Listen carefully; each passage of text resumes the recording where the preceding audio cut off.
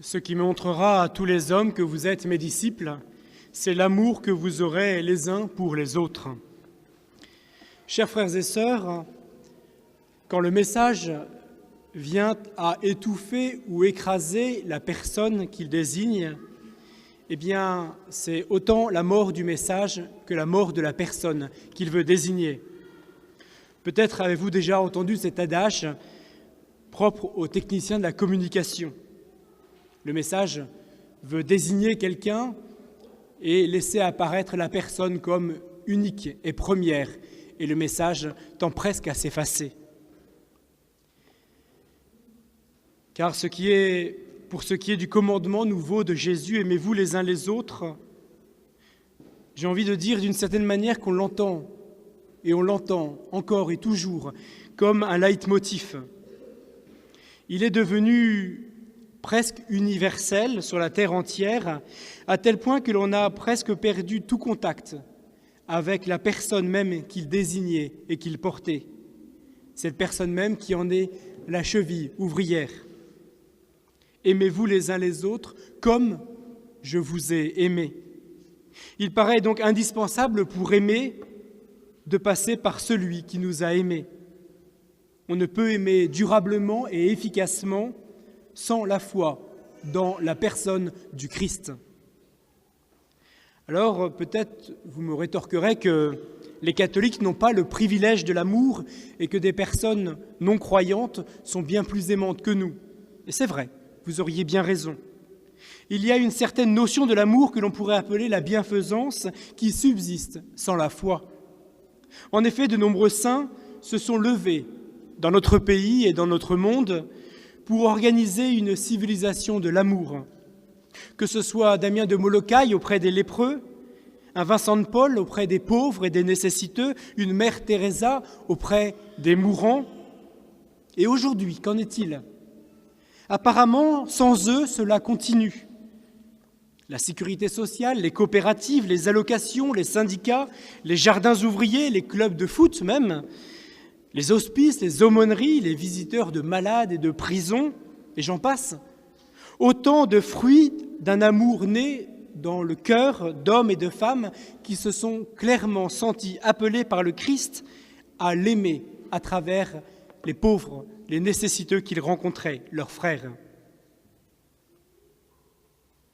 Mais il faut bien admettre que cette civilisation de la bienfaisance persiste aujourd'hui, alors que le porteur du message et celui même qui est désigné par le message semble passer à la trappe comme une contingence, comme une option ou une opinion personnelle, juste tolérée. En effet, notre société vit dans, vous m'excuserez, mais dans une certaine opulence des aides sociales, des assistances publiques, du secours aux SDF, des téléthons, des SIDActions, des sauvetages même de ces pauvres éléphants malades. Et qu'en est-il de l'homme ? Qu'en est-il de sa recherche effrénée de Dieu et de son frère ? Force est de constater que notre XXe siècle et notre XXIe siècle naissant est gavé de moyens d'assistance.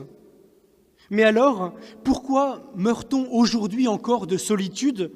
Pourquoi aujourd'hui tant d'hommes et de femmes meurent de désespérance et manquent de confiance ?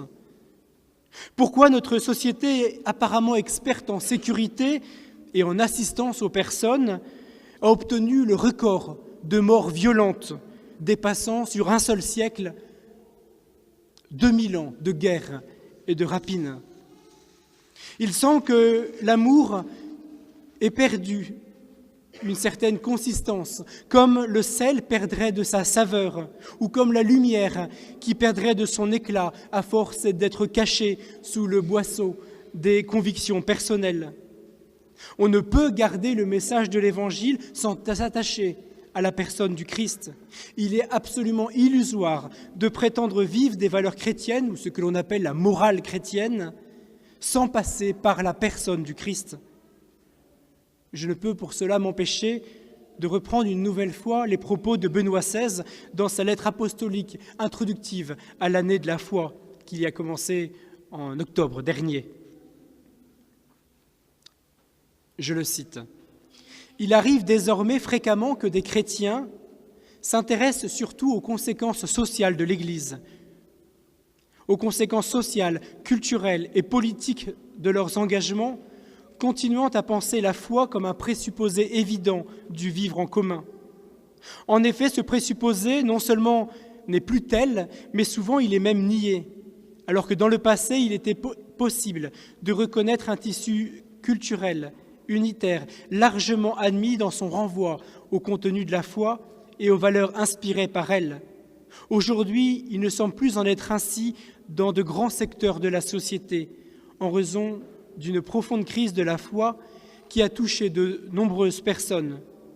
Nous ne pouvons accepter que le sel devienne insipide et que la lumière soit tenue cachée. Alors, quand on va qualifier le chrétien comme la personne qui aime par excellence, je me permets de caricaturer, mais on le réduit. On le réduit à la bienfaisance, à la gentillesse, à un service, je dirais, un service paroissial bien gentil. Non. Non, parce que ce qui qualifie le chrétien, comme le dit Benoît XVI, c'est la foi qui se vit dans la joie et dans l'enthousiasme, suscité par la rencontre du Christ. Il nous invite à revenir, Benoît XVI nous invite ainsi à revenir à l'exigence de redécouvrir la nécessité de passer par la porte étroite qu'est le Christ. Alors on pourra dire, « Et toi, chrétien, montre-moi ta foi, et je verrai ton Dieu. » Parce que Dieu doit passer par nous. Dieu a besoin des hommes. Dieu ne peut agir dans notre monde sans passer par nous. Dieu a besoin de notre charité. Certes, il faut utiliser notre intelligence, notre perspicacité, nos talents, notre formation, on pourrait dire une certaine curiosité pour savoir de quoi l'autre a besoin. Là seulement, Dieu pourra enfin intervenir, car il nous veut libres de poser les paroles et les actes qui manifestent une charité effective. Là seulement, il nous fera nous dépasser. À nous de prendre le temps de le voir intervenir, de le remercier, de lui rendre grâce, de nous avoir ainsi donné les forces de ce qu'il nous demandait pour participer à notre salut et au salut du monde. Alors là, notre amour ne viendra pas seulement dans nos capacités ou nos incapacités à résoudre les problèmes de notre société, parce que l'amour n'a pas pour but de solutionner. Non, l'amour, c'est d'aimer comme je vous ai aimé, nous dit le Christ. Qu'est-ce à dire ? C'est dire que ma charité doit manifester d'une manière ou d'une autre la gloire de Dieu. Elle doit manifester de quelque chose de bien plus grand que moi-même, bien plus grand que mes seules capacités. Car si je fais que ce que je ne sais faire, il n'y a pas grande dignité. Il faut s'unir au sacrifice du Christ pour que par nous, par nos moyens, si l'on peut dire illusoires, Dieu transforme ceux et celles que nous aidons et à qui il a lui-même donné la vie. Maintenant, le Fils de l'homme est glorifié et Dieu est glorifié en lui. Dieu, en retour, lui donnera sa propre gloire et il lui donnera bientôt. Alors, l'amour pour l'autre peut grandir jusqu'à la bienfaisance, certes, mais c'est aussi le signe que le royaume grandit. Et ça, c'est mon critère d'amour, que le royaume grandisse. C'est ce qui fait dire à saint Clément d'Alexandrie, un des pères de l'Église, « Tu as vu ton frère, alors tu as vu ton Dieu ». C'est ce qui a fait dire aussi à une mère Teresa, « Bien, quand l'amour est là, Dieu est là ». C'est ainsi que la gloire de Dieu peut se manifester dans le monde.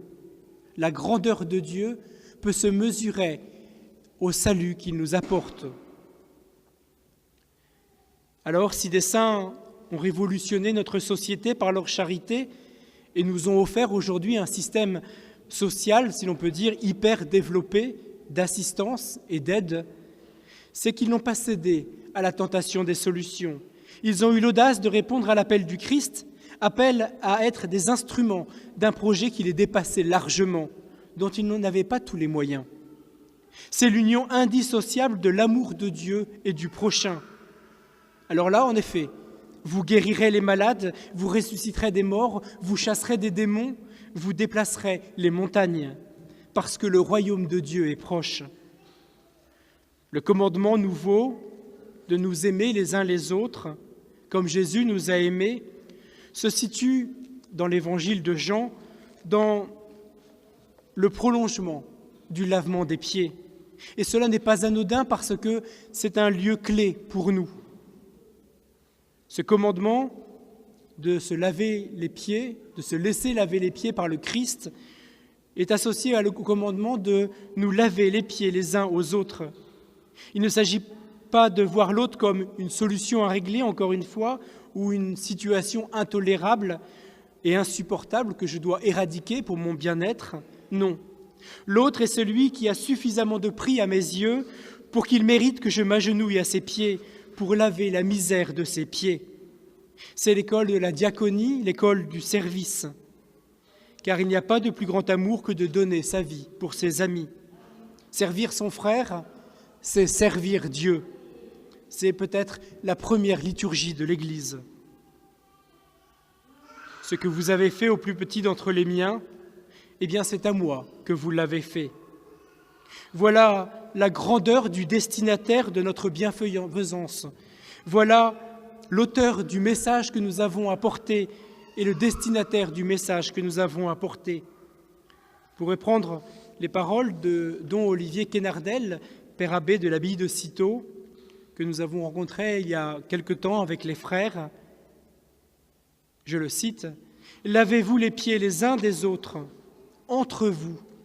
C'est le signe de l'acceptation heureuse de la diversité nécessaire à l'amour, à toutes les relations d'amour véritables.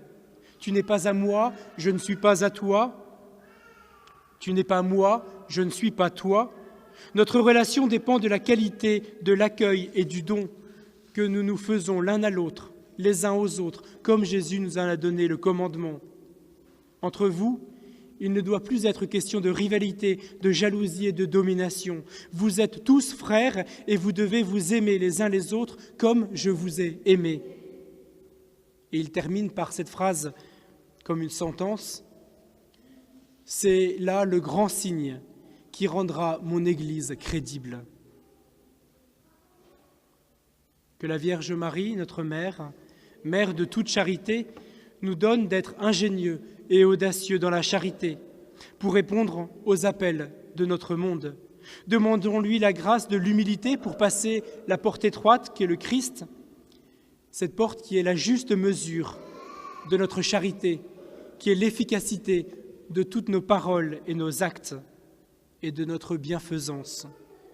Ainsi, nous aimerons comme le Christ nous a aimés pour la gloire de Dieu et le salut du monde.